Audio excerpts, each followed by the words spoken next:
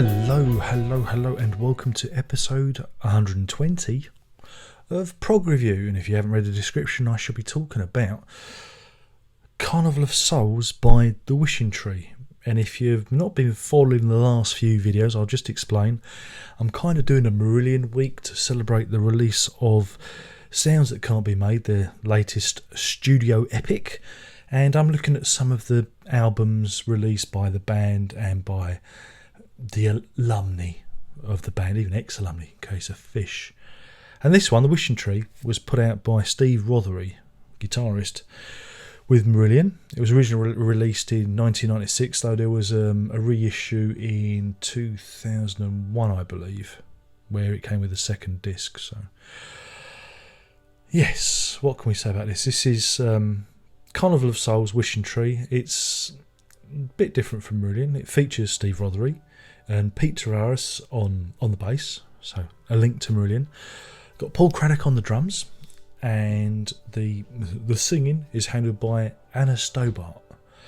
However, there's another link to Marillion in that all the lyrics bar the last track were written by John Helmer, who helped the band out in the early days with the wordage. So there you go. Now I've suffered because this is the worst kind of music for me to listen to. You know, female vocalists, unless they're interesting, tend to make me. Yes, and this has been a hard slog. I've suffered for you guys. I've suffered. You know, it's a dirty job, but someone's got to do it. I do it for you guys, so I can warn you off of these albums. So anyway, I've let the cat out of the bag. Shall wait till the end. But anyway, the opening track is called Evergreen. And it's quite nice. And I'm thinking, oh, this isn't too bad. The guitars are chiming, and and I'm thinking, oh, this sounds a bit like Marillion. There's a typically soaring lead guitar from Rothery that's kind of sprayed throughout the whole song, kind of backing up the vocals, and it kind of gives you an idea what Marillion might sound like if Mark Kelly had gone on holiday and they'd replaced Steve Hogarth with a female lead singer. So it's not that bad. It's not a bad ballad, as bad as go. I'm not a big ballad fan, and the guitar playing and the solo and that kind of stops it from being too mawkish for my ears. But then on the second track, Hannah Stobart changes her singing style to resemble something like Violet Elizabeth Bott from Just William. That's one for the English contingent, you Brits out there who have memories of Just William.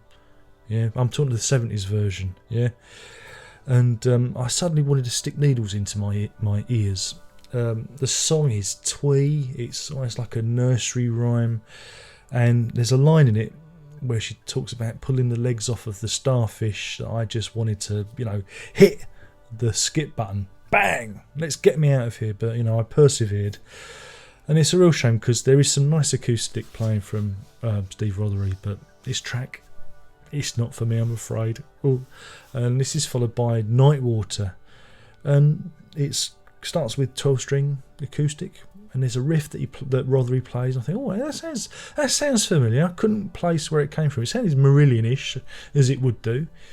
And then the drums and bass, when they join it really does start to sound like possibly like a Marillion offcut. But unfortunately, that woman's voice is beginning to grate. It begins to irritate me now. And this song, it's almost like she's trying to ape Stevie Nicks, but lacking the power and the presence of said singer. So I'm not going to make it to the end. And then Hall of Memories comes along, and this is another acoustic guitar and voice track, very folky.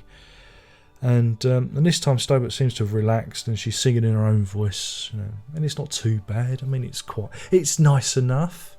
And when the flute parts come in, I think it might be played on keyboard, I'm not sure, it lifts the track. I'm thinking it's a shame there wasn't more of that, because you got my interest. I was interested. This goes into Midnight Snow. Remember, don't eat the yellow midnight snow. This has some kind of interesting drumming from Craddock running through it. It's kind of scattery, but the guitar is bluesy. Well, I think that's the only way I can describe it. I don't know, Rothery's doing something that I'm not that familiar with. And it's a pretty underwhelming track, but there's a guitar solo in it that made me prick up my little ears and take notice that I actually like the guitar solo. So, it kind of saved it from falling into the precipice of dullness completely.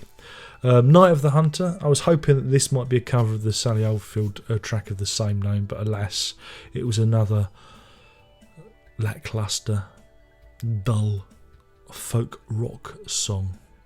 2 words. Awful. Yeah. Firebright. Again, another guitar and voice folk song. It's okay.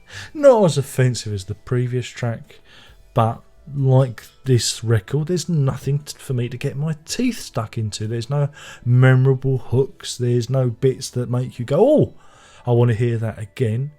It's nice, it's functional, but there's nothing to elevate it from the, above the mundane. It's just, Thunder in Tinseltown. I'm thinking, oh, this is going to be good with a title like that. It's going to be big drums and it's going to be dramatic and it's going to be exciting, and it wasn't. It was awful. Steve Rothery does his delay guitar thing and she just sings over the top of it.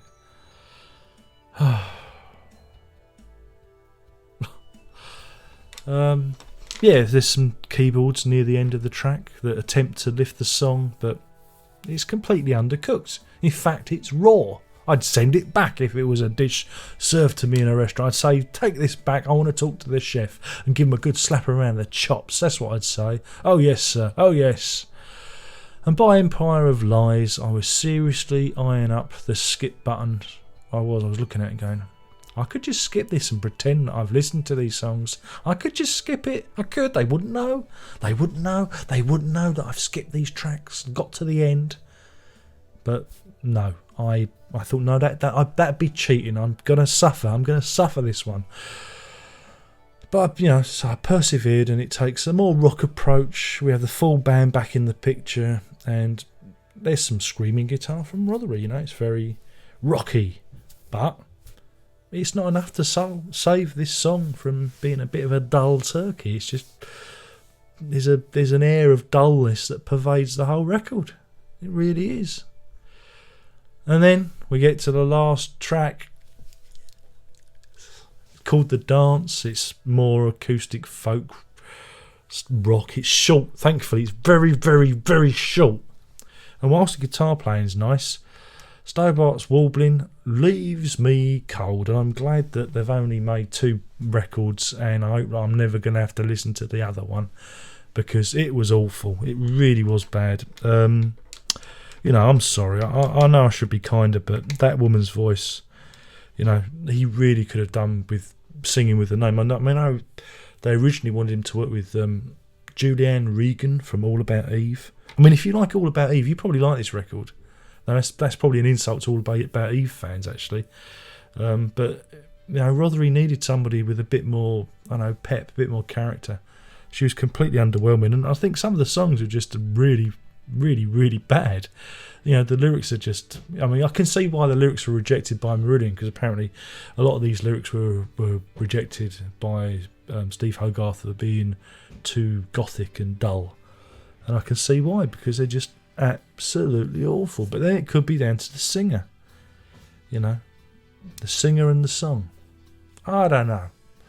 But it's not for me. But then I wouldn't go out of my way to listen to twee folk rock in the first place. And neither would any of you, hopefully.